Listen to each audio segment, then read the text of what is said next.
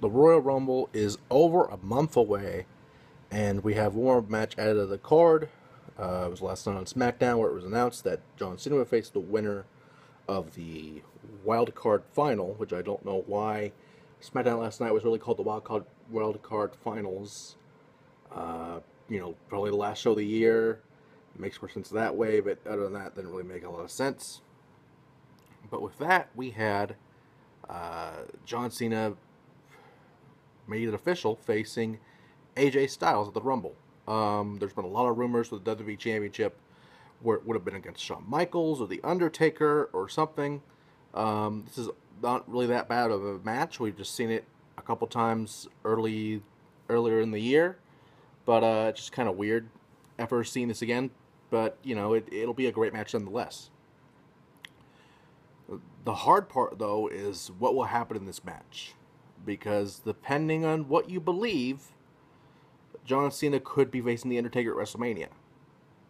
And that would be a monumental match regardless if we've seen it maybe maybe more than 10 years ago by now. Maybe even 15. I don't even remember. Probably close to 15 years ago. Which is kind of crazy thinking about that. But probably 10 at the least. But that's crazy just thinking about that. But nonetheless, if that is to happen, then Taker would have to win the Rumble. Because at this point, Undertaker has not been seen since the SmackDown before Survivor Series. So it depends on so many variables on this. It really does. But with that, I don't want to go with that. I really don't, because we don't know if that's possible. I would say AJ will retain, but there's so many variables here. It really depends, because John Cena has been making his second season of American Grit or True Grit or whatever it was. I think it was American Grit. I don't remember exactly.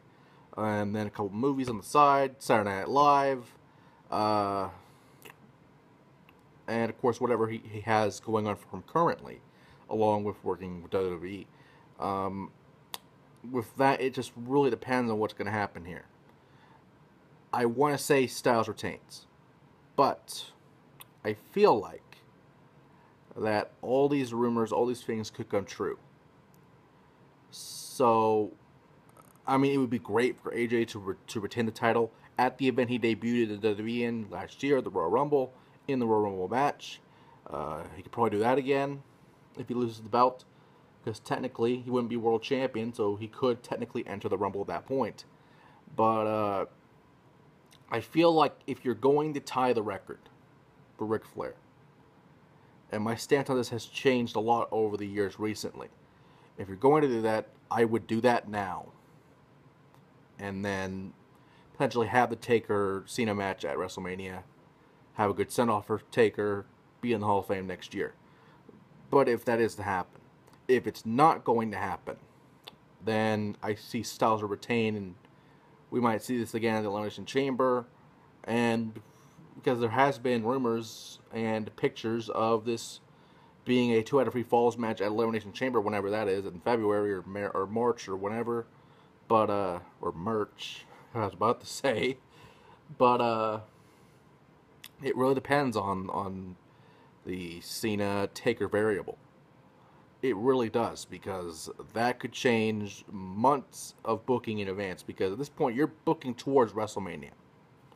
And if you're wanting to book towards WrestleMania, if you're WWE, you want to have a few marquee matches in mind months in advance so you can build them up, much like what probably will happen with Goldberg and Brock Lesnar at the Rumble. Have it somewhere settled at WrestleMania. But we don't know that for sure. We can only speculate on that.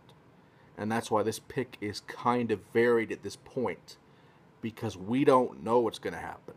All I do know is the Royal Rumble will be 32 days away, and a lot more will be happening from then till now.